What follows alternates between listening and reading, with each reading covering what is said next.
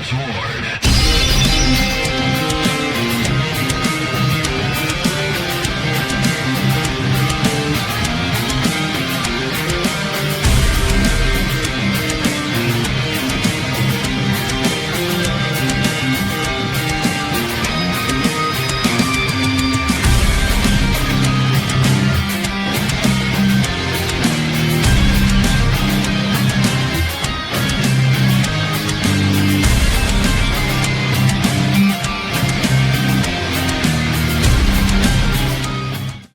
ETS Jets. What is going on, Jet fans? And welcome back to another episode of the Jets Ward. I'm your host, Ryan Ward, and I'm so excited to be back with you guys. I got a fun one for you, but first, if you have been here before, welcome back. You know I love having you guys here.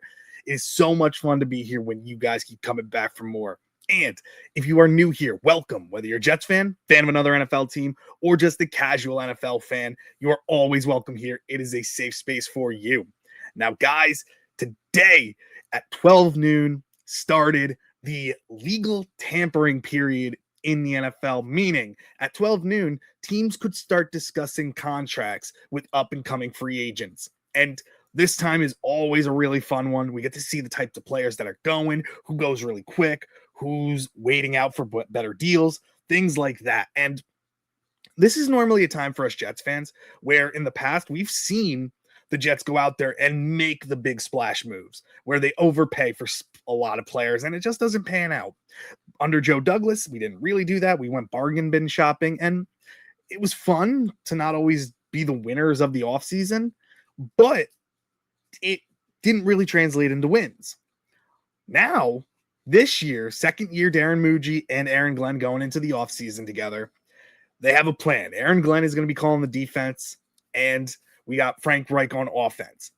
And there were a lot of rumors going into it this offseason. What are the Jets going to do in free agency? Are they going to go after the offensive players, go hard on a quarterback, do all these different things? Are they going to rely on the trade market? Rumors were that they were going to go all in on the defense, try to fix that very, very soon. Alex Anzalone was a big name. That we had all of these different guys. Rashawn Gary was an interesting one to try to trade for. He ends up going to the Cowboys in a trade for a fourth-round pick. I think that was a great move. But let's talk about before it started, free agency started. Right, a little bit before, like an hour before, Jets fans get an update that they have made a trade. Well, could it have been for a quarterback? Could it have been for a safety? We have rumors of players that we could be interested in. And the New York Jets go in before free agency starts and trade for Dolphin safety Minkah Fitzpatrick. And not only did they trade for him, he also signed a 3-year extension worth $40 million. That's $13.3 million a year. I don't have the numbers yet of the guarantees and everything, but Jets fans started out the day really, really excited. Minkah Fitzpatrick, and it even gets better. We traded a 7th-round pick in this year's draft for him. For a player of his caliber to be given up a 7th-round pick, and think about this. Darren Muji has been very savvy when it comes to the trade market. Got Juwan Briggs for, I believe, not even more than a 6th-round pick. Harrison Phillips, not even more than a 6th-round pick. Jarvis Brownlee Jr. You got all of these different players. Tavondre Sweat. Now Minkah Fitzpatrick for no more than 6th-round picks. We are using these late round picks and acquiring so much good talent. And people are going to say, well, he's 29 years old. He's getting older. Honestly, Minkah Fitzpatrick is still playing at a high level and he's going to be 30, but I don't see him slowing down at all. The Jets needed to upgrade at the safety position. They really did. And going out and getting Minkah Fitzpatrick just for a 7th-round pick and then being able to extend him for 3 years, really a 2-year deal you can get out of at the 3rd year. But just that experience, that leadership that this team was desperately lacking, I think this is a great move. You look at his numbers, had 59 solo tackles last year, 1 forced fumble, 1 interception, 6 passes defended. Solid when it comes into supporting the run.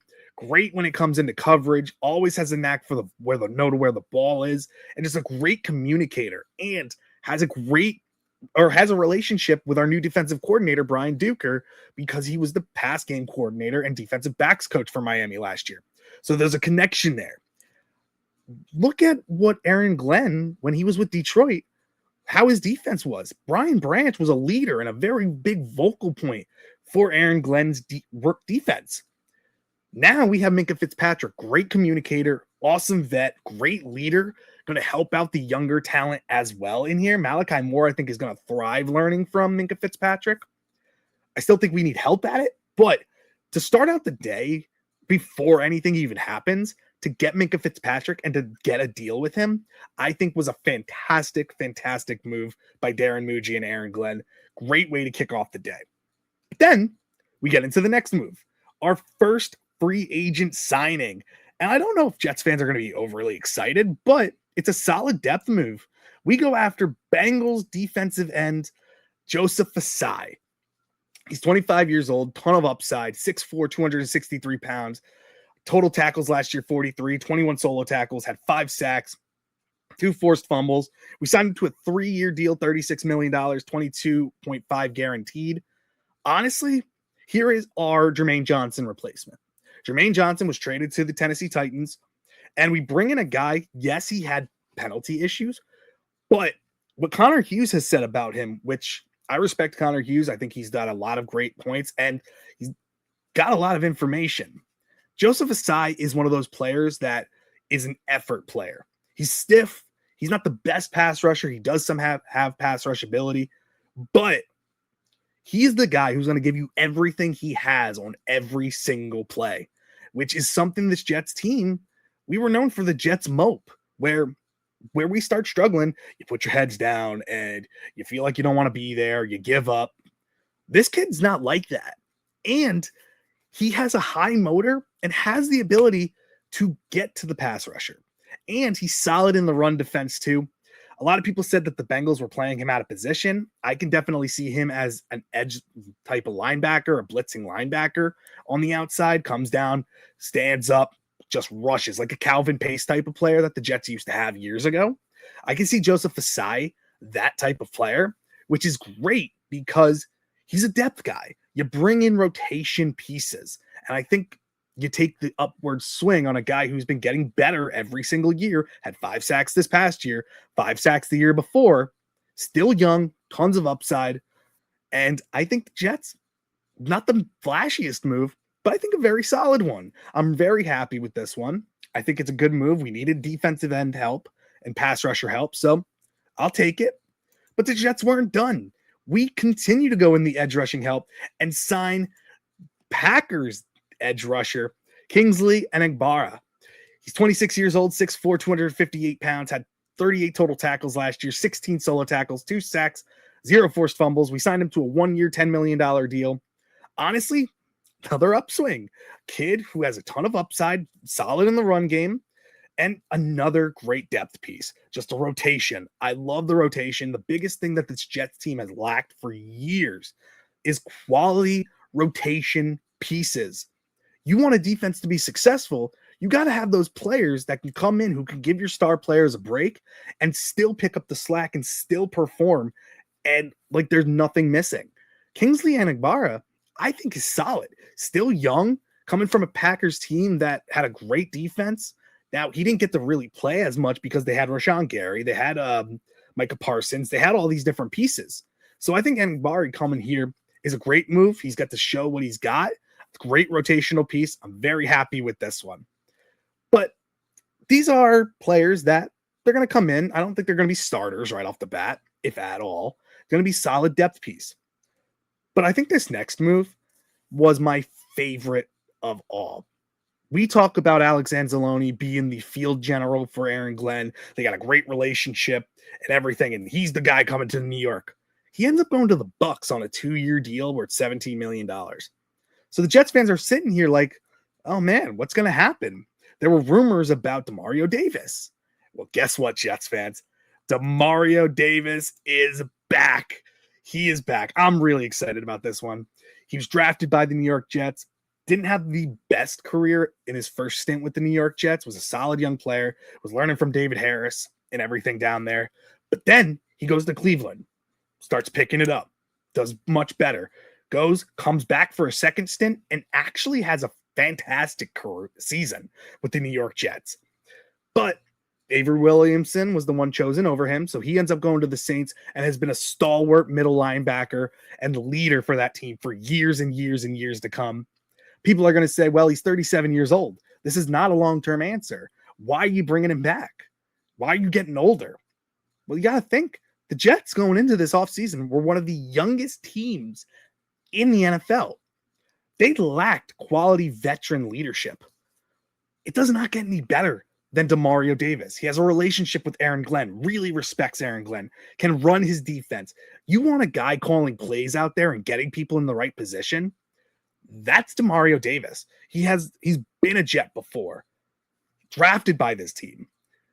I was thinking he was going to go to a team that was a contender, but I see the leadership that he can bring. He's still playing at a high level. Hell, the guy had 143 tackles last year, 64 of them by himself, half a sack, and 2 forced fumbles. He was one of the best linebackers in the run game. Lost a step when it comes to pass defending, but this is a guy. What have Jets fans been yelling for? Jamien Sherwood, after CJ Mosley left, after he retired, just after he left, he didn't even retire. After he left, Jamien Sherwood took over, and he was not the leader, the vocal leader that Sherwood was, that CJ Mosley was. We were desperately missing that veteran leadership. Sherwood wasn't it. I think Sherwood's game jumps up even more with Demario Davis there because he's a mentor. He will be there to help Jamien Sherwood with anything he needs. Having him in the middle of that defense, calling plays, having him there and Minkah Fitzpatrick in the backfield, calling plays on the defensive side of the ball, that veteran leadership is getting better and better. And just him coming here, it's not just about getting the star players. Aaron Glenn wants to change the culture for the New York Jets. Last year was a test. We were seeing what he had. And Jets fans are going to, a lot of Jets fans are against Aaron Glenn. They want him to succeed. I want him to succeed. But a lot of them wanted him fired. It was a rough year last year. The players love him. Demario Davis can't stop talking great things about him. With Kay Adams not too long ago, was interviewed by her. She's a Saints fan. She was basically tearing up because she knew Demario Davis wasn't coming back. And he even mentioned Aaron Glenn and a hell of a leader that he is. This was a fantastic, fantastic signing. They signed him for 2 years, $22 million, $15 million guaranteed. There's an out after 1 year if they need it, but I think the best thing is just keeping him for 2 years, getting that culture shift in here, being that mentor to a younger guy like maybe Arvell Reese. I don't think these moves take away from drafting Arvell Reese or a David Bailey or a Ruben Bain, even a Sonny Styles. If you want to go crazy and get an off-ball linebacker like Sonny Styles, that could be the move as well. But Demario Davis, fantastic, fantastic signing by the New York Jets. Love the veteran leadership. He's still playing at a high level, and I'm just glad he's back. We got that guy who's going to run Glenn's defense and be able to get people in the right position and cause havoc. I don't think it's going to be as much chaos or as bad as it was last year, especially in the run game. But we weren't done. The Jets were beefing up this defense today, overhauling the defense, bringing in a lot of solid young players and some great veteran leadership as well. And the veteran leadership is going to continue. The Jets signed a former Falcon, also former Saint, was there when Aaron Glenn was there as well. David Onyemata, defensive tackle. He's 33 years old. He's 6'4", 310 pounds, 62 total tackles last year, 29 solo tackles, one sack, 0 forced fumbles. Signed him to a 1-year deal, $10.5 million, 9.65 guaranteed. David Onyemata is a great story. You can have him anywhere on the defensive line. He can play nose tackle over the center. He can move out to 4 tech. He can play 3 tech. He can go to deep end if you need him to. Just another big bodied guy on the defensive line and another hustle player, guy who's not going to give up on plays. Great leader. And the great thing about this too, there was a clip that the New York Jets played last year when the Jets beat the Falcons. David Onyemata went up to Aaron Glenn and they hugged. And Onyemata basically said that he appreciates Aaron Glenn. He basically changed his life. And Aaron Glenn, that just shows you how much these players loved Aaron Glenn as a leader for them. He's coming back to play in Aaron Glenn's defense. I think he brings leadership, and I really love what the Jets are just doing, bringing these veterans in who are great on and off the field, great locker room guys, and at not terrible deals. These are really good deals. I think Darren Mucci's been doing a home run with these signings so far. There's a lot of things that we still need to fix, but I'm really happy with what we've done. I'm glad we're bringing this guy in, can be a solid run defender, doesn't have much pass rushing ability, but as another rotational piece, getting in there, dominant, big guy, mauler at the defensive tackle, and another rotational piece to add to this defensive line, beefing up the front seven, which I love. We still need another linebacker, in my opinion. We still need another safety, in my opinion. Oh, wait, the New York Jets were not done. They have signed another young player, Dane Belton from the New York Giants. He's a safety. He's 25 years old, 6'1", 190 pounds, had 120 tackles last year, 60 solo tackles, 5 forced fumbles, 1 interception, and 5 passes defended. Signed him to a 1-year, $4 million deal. Belton is looked at as being a guy who just finds the football. He's always around the ball. And in the past couple of years, I believe he had like 6 interceptions in the past 2-3 years. The kid is very young. Upside is great.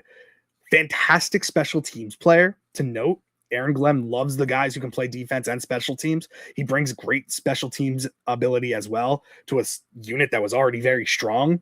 We unfortunately did lose Nick Folk, so we're in the market for a kicker. So I expect that to happen tomorrow or the next day. But this guy coming in, Giants fans didn't seem to be happy that he was gone.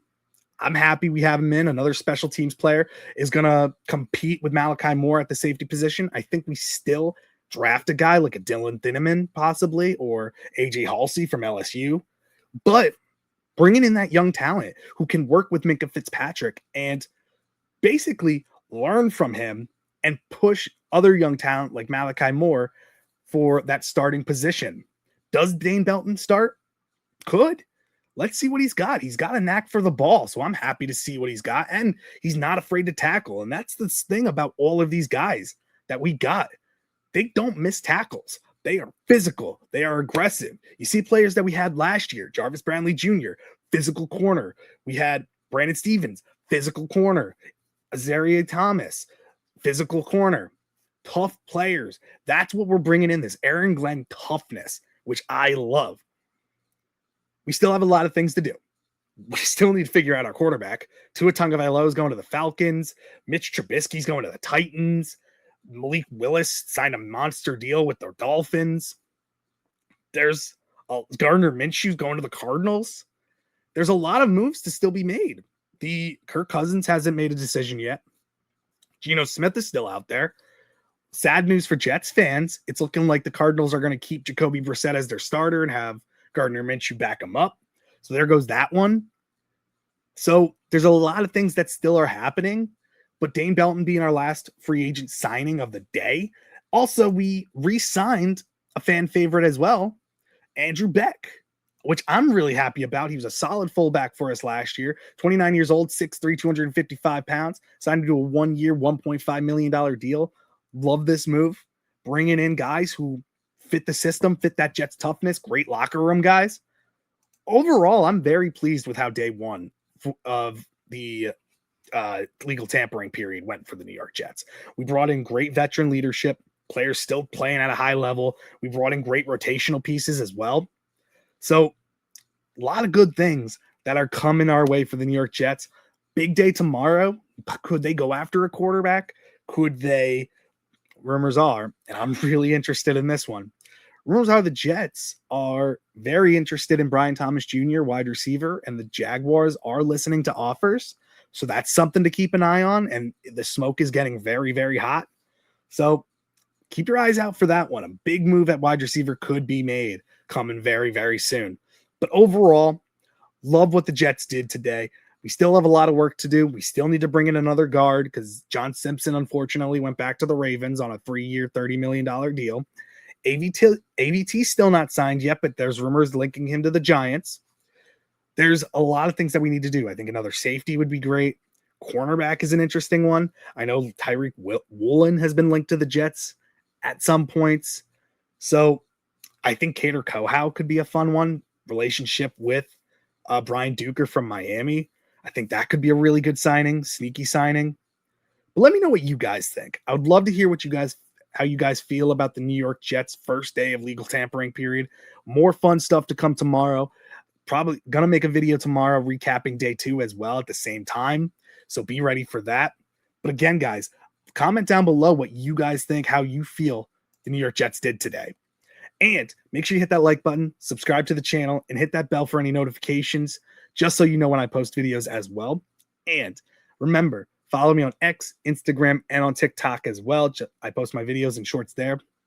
But finally, guys, I appreciate you. I love you.